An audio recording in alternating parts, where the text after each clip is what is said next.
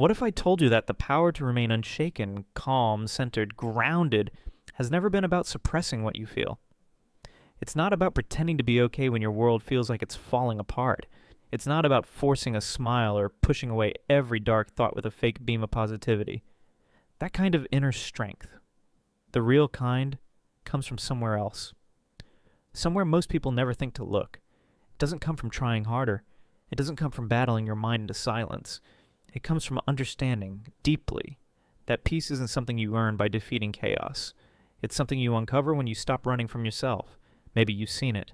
Some people walk through storms like they were made of sunlight. They lose, they break, they fall, and yet something in them stays untouched, steady. Others crack over the smallest shift in routine. A late text, a missed call, a passing comment, and their world spins out. What separates them? Is it fate, temperament, or is it something deeper? It's something learned. Here's what no one tells you. Life isn't happening to you in some fixed, objective way. You're not a passive receiver of events. You are the interpreter. Every single thing that reaches you comes through a lens you built.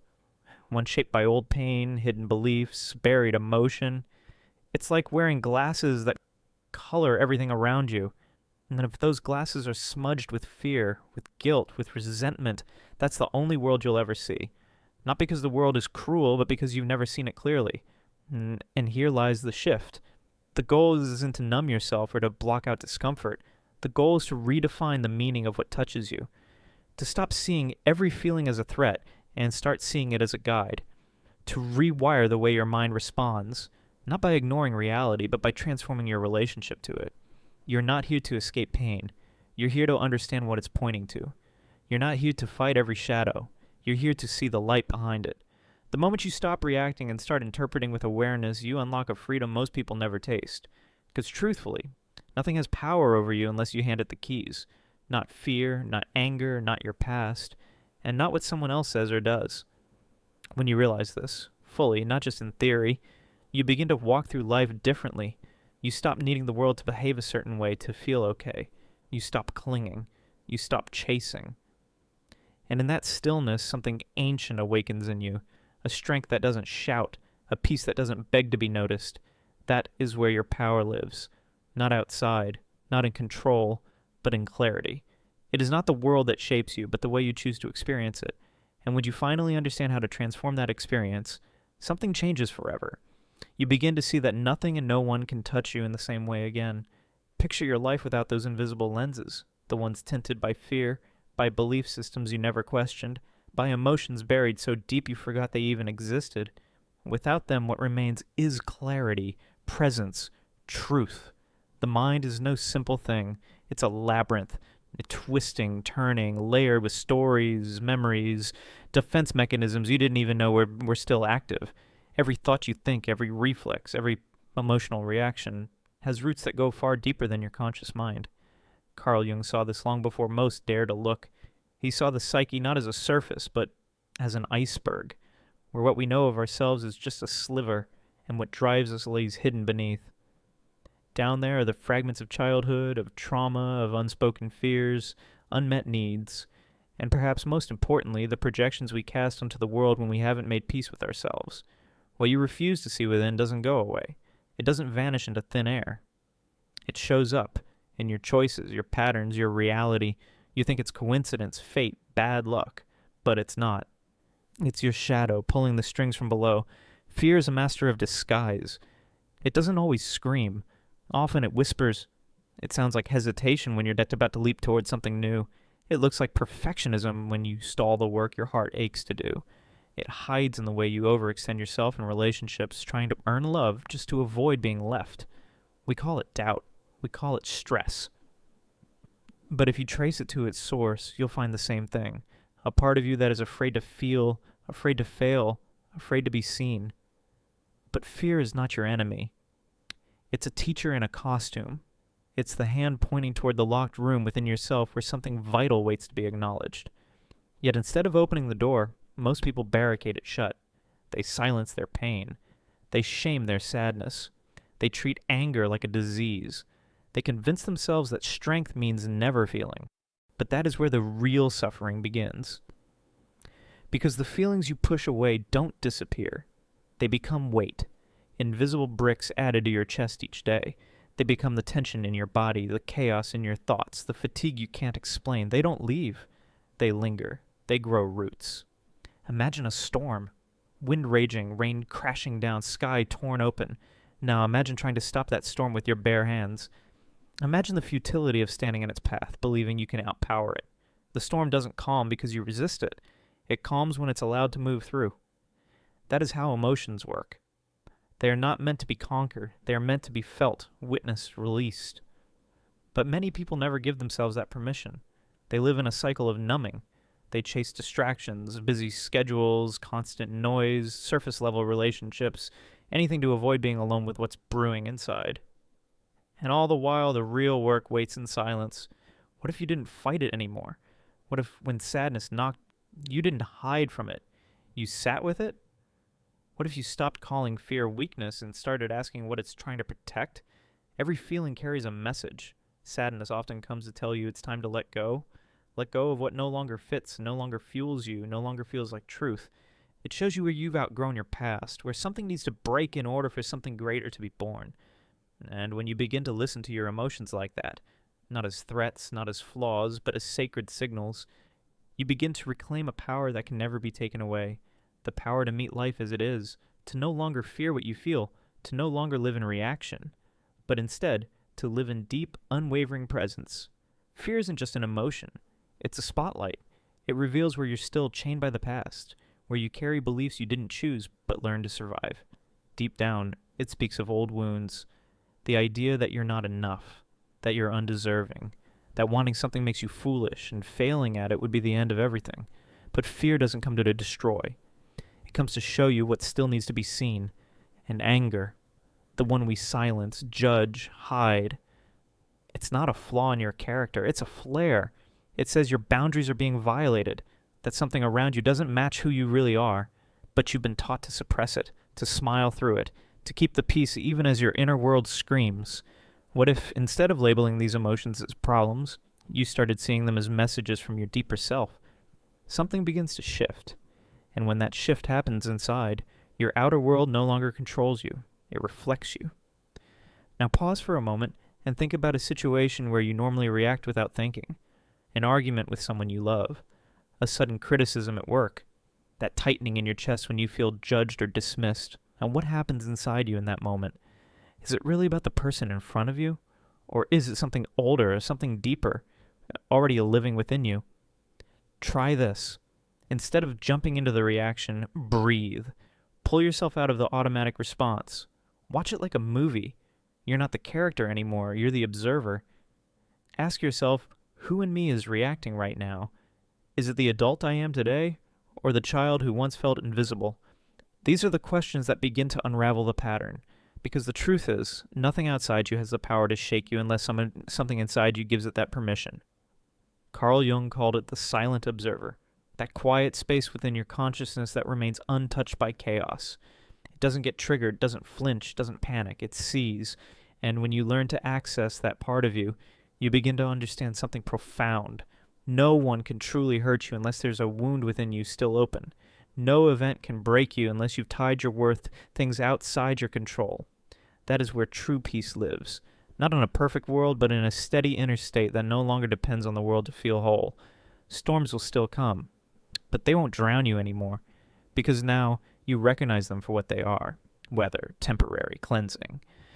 And behind each one, a hidden lesson, a new level of clarity, an invitation to grow. Take a closer look at your thoughts, really to listen to them. You might realize most of them didn't even originate from you. They were planted by family, society, past pain. You absorbed them without question and let them dictate your life as if they were gospel. But here's the liberating truth. You don't have to keep carrying those beliefs. They're not fixed, they're not facts, and you have the power to rewrite every single one. Imagine just for a moment that today you decided to change the script, that instead of repeating the old story, I'm not enough, I must earn love, I must prove myself, you start telling yourself something new, something real, that you've always been capable, that you're allowed to be as you are, that you are worthy, not someday, but now. Jung reminded us of something powerful. The unconscious mind doesn't know the difference between what's real and what's imagined. It believes what you feed it. It doesn't question your inner dialogue. It mirrors it. So if you begin feeding it words of strength, visions of self-worth, beliefs rooted in possibility, your life on the outside starts to shift to match. Let's bring this into something real. Picture someone who's lived their whole life afraid of not being loved. Maybe they were raised to believe love must be earned, with perfection, with sacrifice, with constant people-pleasing. And maybe every time they made a mistake, they felt abandoned. And now, years later, that child still lives inside them, still trying, still performing, still afraid that if they stop and they'll be left behind. They've spent decades giving everything to others, only to feel more empty, more unseen. But what they never learned is that love isn't something you chase. It's something you embody. You don't have to earn it. You remember it. You return to it. And when that shift happens, when they finally see themselves with the eyes they've always longed to find in others, everything begins to change. Not because the world becomes kinder, but because they stop abandoning themselves. How do you break the cycle? You start by seeing it, not just thinking about it, but really seeing it. Seeing the moment the pattern begins, the thought that repeats, the fear that whispers behind every decision. Carl Jung called it shadow integration, the act of shining light on the parts of yourself you've spent a lifetime avoiding. And when you do, something powerful happens. You realize the chains that held you weren't locked from the outside. They were illusions you clung to out of fear. Fear of rejection, fear of not being enough, fear of being alone. But once that fear is seen clearly, it loses its grip. That person who always needed validation begins to understand something they never saw before, that their worth has nothing to do with approval, and everything to do with how they choose to see themselves. And then, a quiet revolution begins. They start setting boundaries, saying no without guilt, taking up space without apology. They stop sacrificing their truth for acceptance. And as they shift, something almost magical occurs. The people around them begin to shift too. They are no longer valued for what they offer others, but for who they are. That is when the cycle breaks. Not with confrontation, but with clarity. Now imagine someone else. Someone who has always believed that failure is shameful. Every setback becomes a wound. Every mistake a reason to doubt themselves. They compare, they collapse inward, they punish themselves with thoughts they would never say to anyone else. But what if one day they looked at failure and saw not disgrace, but direction? What if every misstep became a signal, not a sentence? What if the weight of perfection fell away and in its place was curiosity? That changes everything. Because then, failure is no longer proof of them of inadequacy. It becomes the very thing that sharpens them. The path becomes less about getting it right and more about becoming who they're meant to be. And with that shift, fear fades. They stop bracing for rejection and start leaning into experience, knowing that no outcome defines them, only growth does. The truth is, every thought we nurture is a seed. You might not notice it at first, but it's always growing. Fear, self-doubt, resentment, feed them long enough and they'll become the forest you live in. But if you plant confidence instead, if you nurture peace, if you remind yourself of your strength even in your quietest moments, those seeds grow too. And they grow fast. This isn't some distant theory. It's something you can feel right now. The next time a limiting thought appears, pause. Don't follow it blindly. Question it. Ask where it came from. Ask if it's truly yours, or just a leftover echo from someone else's fear, someone else's pain. And when you realize you don't have to believe everything your mind says, something incredible happens. You take back the power you unknowingly handed over. You begin to choose your thoughts rather than be ruled by them. And here's the part that most people never understand. The world doesn't need to change for you to experience peace. You don't need every situation in a go your way to feel free. What changes everything is how you meet the moment. A person who sees life as a battle will find enemies everywhere, but a person who chooses to see life as a teacher will find lessons in every corner of it. Jung said, "What you resist persists," meaning the more you fight your life, resent the past, fear the future, reject the now, the more trapped you become by what you're trying to avoid. But when you stop resisting and start flowing, when you open to the possibility that even the hard moments carry something valuable, the tension begins to dissolve. Not because the storm is over, but because you've stopped fearing the rain. Now imagine living this way, without the fear of failure, because you finally understand it doesn't define you, without the fear of what others might think, because you've realized that the only voice that truly matters is your own. without the fear of uncertainty, because you've built an unshakable trust in yourself that no matter what life brings, you'll face it and grow through it. This is freedom, not the kind that's dependent on perfect timing, approval, or external comfort, but the kind that rises from within. A freedom that cannot be touched by circumstance. A liberation that begins the moment you break the invisible chains your mind once wrapped around you. And in that moment, something becomes stunningly clear. The peace you've spent your whole life searching for was never out there. It was always waiting inside you, beneath the noise, beneath the fear, patiently asking to be seen. When we turn away from our shadows, they don't disappear. They show up in disguise. Anxiety that makes no sense. Arguments that repeat like clockwork. Patterns we can't seem to escape. But the moment we choose to face what we've avoided, we realize it was never something to fear. It was just a part of us misunderstood and longing for our attention. Think of a fear you've carried for years. Maybe it's the fear of rejection, or of failing, or the deeper fear that no matter what you do, you're never going to be enough. Each time you get close to stepping outside your comfort zone, it rises up again, that tightness, that whisper, that voice that says, don't. But have you ever truly stopped to ask where that voice comes from? Who first planted those words in you? Was it a parent, a teacher, a friend whose approval you craved? That voice you hear so often may sound like your own, but it isn't you. It's an echo, a fragment of the past, repeating itself until you choose to interrupt it. And here's the choice you can make, right now, in this moment. Instead of running from that fear, listen. Don't obey it. Just listen. Ask it. What are you trying to protect? What are you here to teach me? Maybe it's reminding you to believe in your own ability. Maybe it's asking you to stop seeking validation in places that were never meant to give it. Maybe it's telling you that the life you want requires you to stop hiding from your own truth. And when you stop resisting that fear, when you make space to explore it, it begins to dissolve. Not because it's gone, but because it no longer controls you. You're no longer driven by wounds. You become the one behind the wheel. And let's bring it closer to home. Picture a real moment. You're in an important conversation. Maybe it's with someone you admire or someone who holds power in your life. Your chest tightens, your throat closes, doubt rushes in, your mind spinning with every reason not to speak. Before, you might have caved to that fear. You might have silenced yourself or overcompensated just to be liked. But this time, you pause. You breathe. You don't run from the feeling. You welcome it. You ask, what part of me is afraid right now? What story am I believing? And then it hits you. It's not this moment that's triggering the fear. It's something older. Something that's been waiting to be acknowledged. And in that clarity, everything changes. You don't respond from insecurity. You speak from presence, from truth. And suddenly, you're not that child trying to be good enough. You're your most conscious self, grounded, clear, powerful.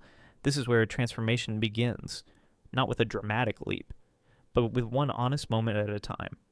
When you stop fighting who you are, when you embrace even the parts you were once ashamed of, where your entire life begins to open. You begin to walk in alignment. You stop performing. You start living. You see reality not through the lens of fear, but through the clarity of self-awareness. And no, it's not about pretending everything is fine. It's about knowing that even when it's not, you are. That even in the chaos, you can remain calm. Even in uncertainty, you can remain whole. Because you're no longer at war with yourself. You've come home. It's about waking up to a truth that changes everything. The power you've been searching for in other people, in success, in approval, in control, was never out there. It was always within you, quietly waiting to be reclaimed. And when you finally see that, truly see it, something irreversible happens. The world no longer has the same grip on you, not because it changed, but because you did. You stop trying to bend reality to your will. You stop exhausting yourself in a battle you were never meant to fight. Because freedom isn't about controlling the world. It's about releasing the illusion that you need to. Now picture this. You wake up one morning and everything feels heavy, not because you didn't sleep well, but because something deeper is weighing on you. An invisible pressure you can't quite explain. And maybe it's the echo of a conversation that went wrong, one that keeps looping in your mind. Or it's a passing comment that someone made, but it cut deeper than it should. Or maybe it's you. A moment you can't forgive. A regret that lingers no matter how many times you try to let it go. You wonder, why does it still affect me?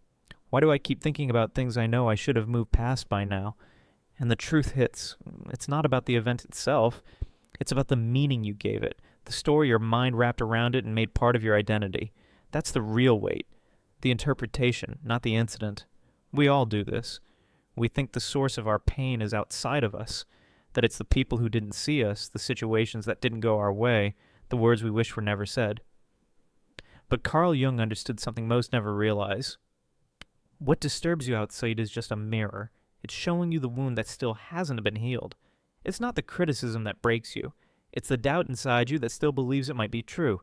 It's not rejection that cuts. It's the belief that your worth depends on being accepted. And until you look inward, those same patterns will keep circling back. Different faces, same story. But imagine one day you decide to do something different. Instead of reacting, yelling, withdrawing, overthinking, you pause. Just for a moment. You breathe. And then, instead of trying to escape the emotion, you ask it a question. Why is this hitting me so hard? What part of me is actually hurting right now? And then you begin to see. You begin to remember. That fear you feel today, it didn't start today. It began the first time you were made to feel invisible. That guilt you carry, it's not even yours. It's a habit, a reflex, a lie you once accepted as truth.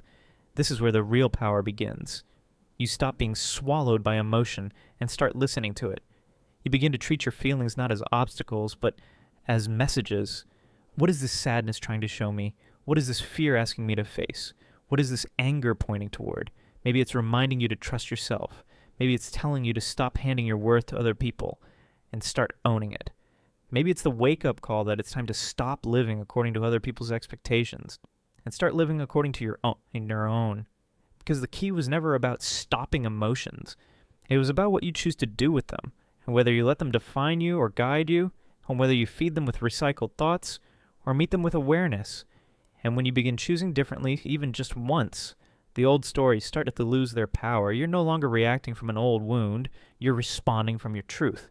You stop chasing peace and start creating it. Not through control, not through perfection, but through presence. Through this unwavering decision to return to yourself every time. Now picture this. You're in the middle of an argument with someone you care about. The words are sharp, the energy tense.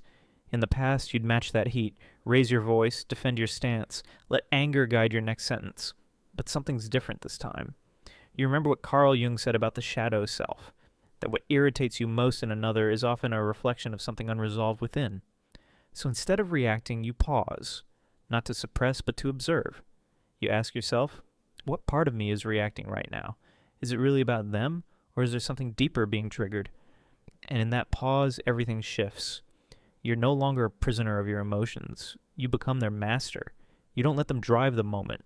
You hold the reins, not by pretending you're fine, not by denying the anger, but by choosing how to respond to it. That one decision, so small on the surface, changes the entire trajectory of your life. You stop living as if the world is happening to you and start seeing every challenge, every feeling, every confrontation as a mirror, reflecting something you're ready to heal. You stop reacting from old wounds. You begin responding from presence. And the more you do this, the more you discover something most people never realize. The problems that used to feel overwhelming start to lose their grip, not because the world suddenly became kinder, but because you're no longer seeing it through the eyes of pain. You're seeing it through awareness. This is where emotional responsibility begins. Jung once said, "Until you make the unconscious conscious, it will direct your life and you will call it fate." It means every emotional wave, every repetitive thought, every moment that hits too hard is an invitation, not to escape them, but to own. To look inward and ask, how can I use this? How can I grow from it? Think about a time recently when someone hurt you. Maybe they ignored you when you needed them. But maybe their words hit a tender spot you thought had already healed. Your instinct might have been to stew in the injustice, to replay the moment again and again. But what if, instead, you closed your eyes and saw them not as an enemy, but as an unintentional teacher? A mirror showing you something inside yourself, still waiting to be acknowledged? What part of you created this experience? What old belief invited this moment into your life? And how can you use it to grow stronger? That's where the real lesson lies. Not in them, in you. Because when you stop waiting for others to change, to apologize, to validate or approve, you take your power back. You realize you don't need anything outside of you to be at peace. You stop chasing healing in the external because you found the source within. This is the turning point, when blame dissolves and awareness takes its place. When you stop saying, they made me feel this way, and instead ask, what is this showing me about myself? And this is how you stop repeating the same emotional cycles. This is how peace becomes something you create, not something you search for. And as you begin responding with awareness, you're sending a new signal to your mind, a signal that says, the old program of anxiety, of anger, of insecurity is no longer the default. You're rewriting the script. You're telling your mind, we don't live in survival mode anymore. We don't need to cling to stories that once kept us small. But here's where many get stuck. They say they want to change, but they keep holding on to the same identity.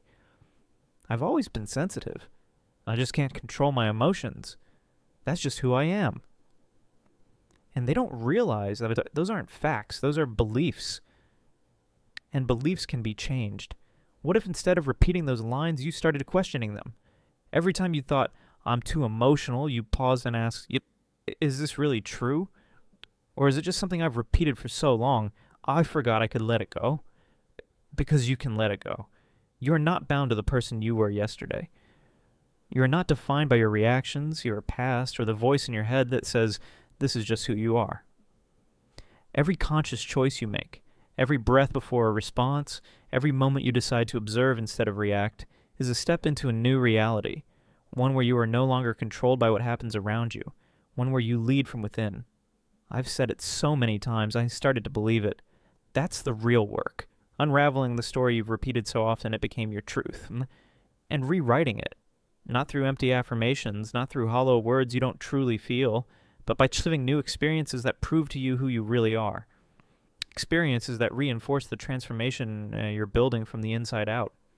Carl Jung spoke of integration, of bringing the unseen, the avoided, the painful out of the dark and into the light. That means you stop running. You stop hiding from the parts of yourself that hurt. You sit with them, you listen, and instead of rejecting them, you accept them. Not as your identity, not as your destiny, but as parts of your story that shaped you. Because the truth is, words only carry the power you allow them to carry. If someone says you'll never make it, those words only cut if a part of you still fears they might be right.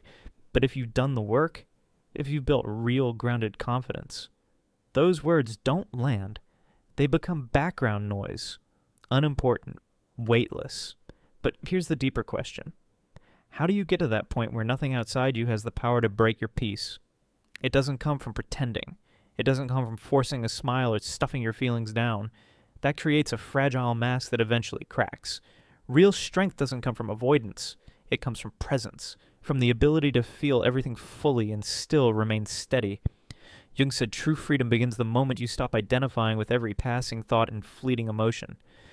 When you become the observer rather than the identity, something opens. You start to live from a deeper center. Think about it. Maybe you've spent years feeling like people take advantage of your kindness, that you give more than you get, that your heart is too open, and others don't respect that. In the past, that left you feeling small, used, powerless. But something changes when you pause and ask, where have I failed to draw the line? Why is it hard for me to say no? And instead of blaming others, you start claiming responsibility, not to shame yourself, but to reclaim your power. You begin setting boundaries, not out of anger or fear, but out of self-respect. And then the world adjusts. People start treating you differently because you're treating yourself differently. You stop saying yes just to keep people around. And surprisingly, you lose nothing but anxiety. And gain peace. This is the place so many never reach, because they keep waiting for someone else to change, for the world to soften, for life to stop testing them. But that waiting never ends, because real change never starts out there, it starts within. And the moment you shift your energy, your perspective, your sense of self, the world responds. It's like turning the dial on a radio. Suddenly you're tuned into a different frequency. When you stop broadcasting fear, doubt, and desperation, and start radiating strength, clarity, and calm, your entire reality begins to align with that signal. Now imagine this life, a life where nothing disturbs your inner balance, where someone's aggression doesn't pull you into their storm, where every challenge is met with calm observation, not knee-jerk reaction, where you feel your emotions fully, but they move through you like waves on the shore, never strong enough to drown you, That kind of peace isn't some fantasy. It's not reserved for the few. It's a reality you can create, but only if you're willing to do the work. Only if you stop handing your power to external forces and start building a foundation inside that nothing could shake. A fortress, not of walls, but of deep awareness, a strength, not built on control, but on understanding. And when that shift takes root, you'll notice something remarkable. The world stops feeling like a battle. It stops feeling hostile. Because now, you're not at war with yourself. And when there's peace within, nothing outside can ever steal it again. People will no longer have the power to hurt you the way they once did. The situations that used to grip you with anxiety will feel different. Not because the world has changed, but because you are no longer seeing it through the same fearful lens. You've taken back the reins. And when you finally taste that kind of freedom, when peace becomes something you protect from within, you'll never again surrender it so easily.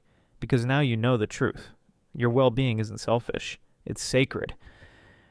And when you begin prioritizing it without guilt, your life starts to rearrange itself around that decision. Not forcefully, not dramatically, but quietly, powerfully, in alignment.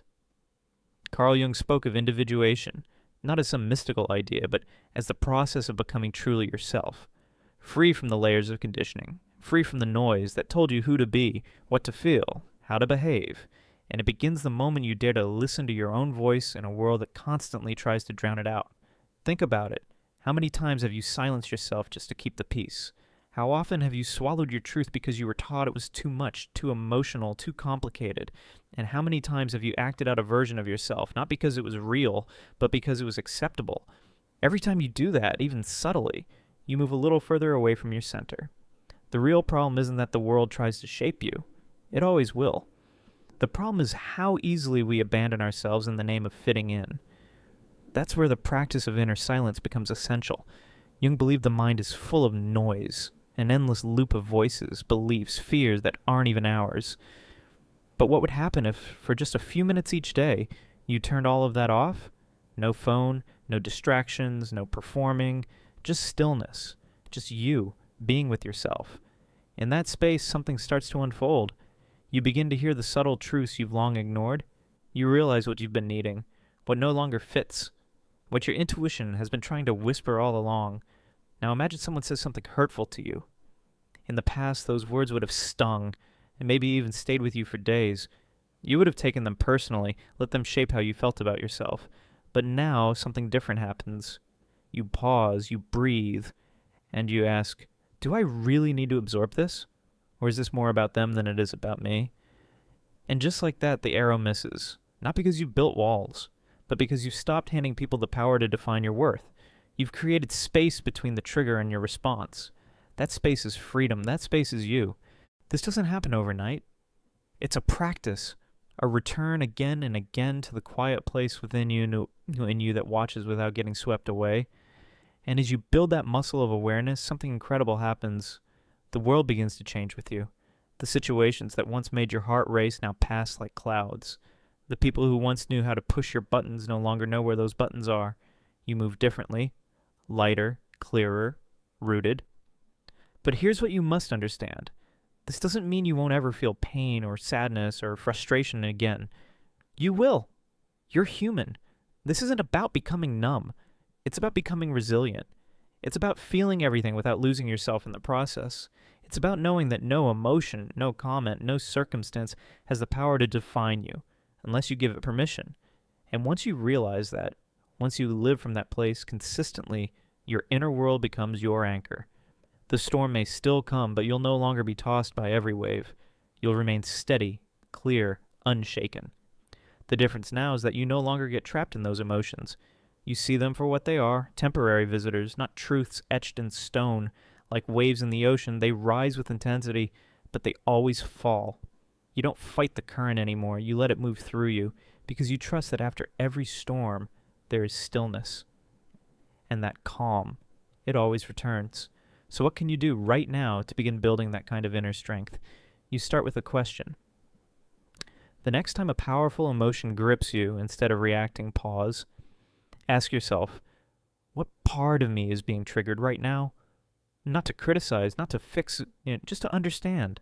To gently turn the light inward and see yourself more clearly. And then Let the emotion be there. Don't fight it. Don't try to change it. Breathe through it. Watch it like you'd watch clouds move across the sky.